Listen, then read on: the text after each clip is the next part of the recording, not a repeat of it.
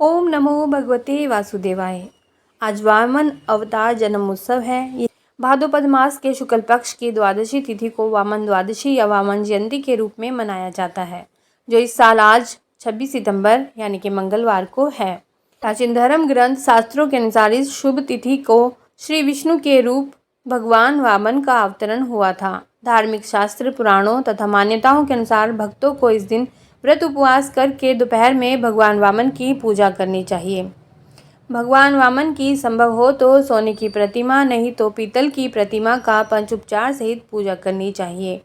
भगवान वामन को पंचोपचार सामर्थ्य हो तो षोडशोपचार पूजन करने से पहले चावल, दही आदि जैसी वस्तुओं का दान करना सबसे उत्तम माना गया है। ऐसा माना जाता है कि जो भक्ति श्रद्धा पूर्वक इस दिन भगवान वामन की पूजा करते हैं, उनके सभी कष्ट दूर हो जाते हैं। वामन अवतार की पौराणिक कथा इस प्रकार से है।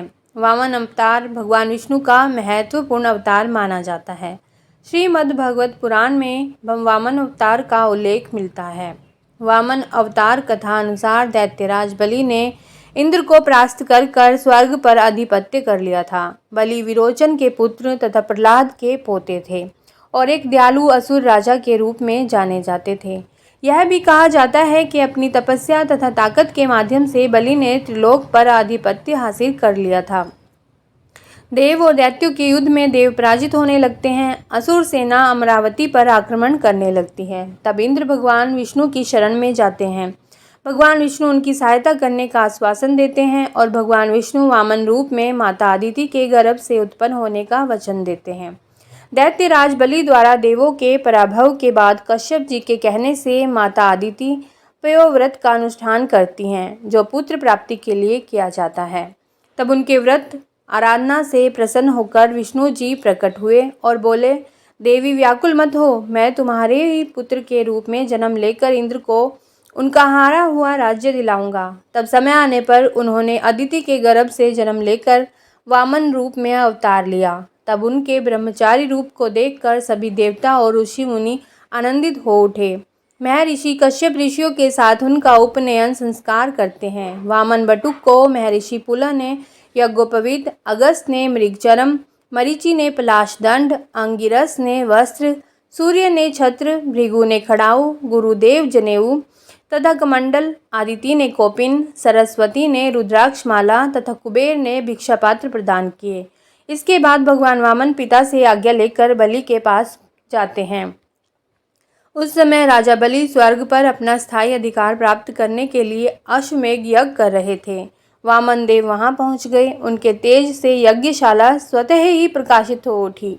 बलि ने उन्हें एक उच्च आसन पर बिठाकर उनका आदर सत्कार किया और अंत में राजा बलि ने वामन देव से इच्छित भेंट मांगने को कहा।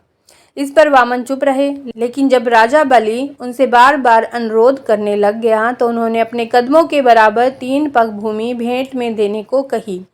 तब राजा बलि ने उनसे और अधिक कुछ मांगने का आग्रह किया, लेकिन वामन देव अपनी बात पर अड़े रहे। तब राजा बलि ने अपने दाएं हाथ में जल लेकर 3 पग भूमि देने का संकल्प ले लिया। जैसे ही संकल्प पूरा हुआ, वैसे ही वामन देव का आकार बढ़ने लगा और वे बौने वामन से विराट वामन हो गए। तब उन्होंने अपने एक पग से पृथ्वी, अपने दूसरे पग से स्वर्ग को नाप लिया। तीसरे पग के लिए तो कुछ बचा ही नहीं। तब राजा बलि ने तीसरे पग को रखने के लिए अपना मस्तक आगे कर दिया। तब राजा बलि बोले, हे प्रभु, संपत्ति का स्वामी संपत्ति से बड़ा होता है। आप तीसरा पग मेरे मस्तक पर रख दो। सब कुछ दान कर चुके बलि को अपने वचन से ना फिरते देख वामन देव प्रसन्न हो गए। तब बाद में उन्हें पाताल का अधिपति बनाकर देवताओं को उनके भय से मुक्त कराया। एक और कथा के अनुसार वामन ने बलि के सिर पर अपना पैर रखकर उनको अमरत्व प्रदान कर दिया। विष्णु अपने विराट रूप में प्रकट हुए और राजा को महाबली की उपाधि प्रदान की।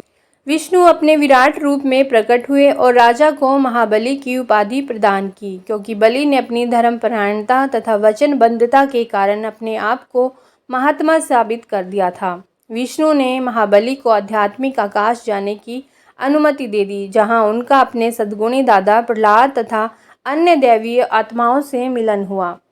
वामन अवतार के रूप में विष्णु जी ने बलि को यह पाठ दिया कि दंभ तथा अहंकार से जीवन में कुछ हासिल नहीं होता है, और यह भी कि धन संपदा क्षुण भंगुर होती है। ऐसा माना जाता है कि विष्णु के दिए वरदान के कारण प्रतिवर्ष बलि धरती पर अवतरित होते हैं और यह सुनिश्चित करते हैं कि उनकी प्रजा खुशहाल है। इस कथा को श्रवण करने के पश्चात आप आरती करें और इस प्रकार बाद में क्षमा याचना भी करें कि आपसे कोई गलती हो गई हो तो भगवान विष्णु उसे माफ़ करें। इस प्रकार से यह पूजा संपूर्ण होती है। बोले विष्णु भगवान की जय।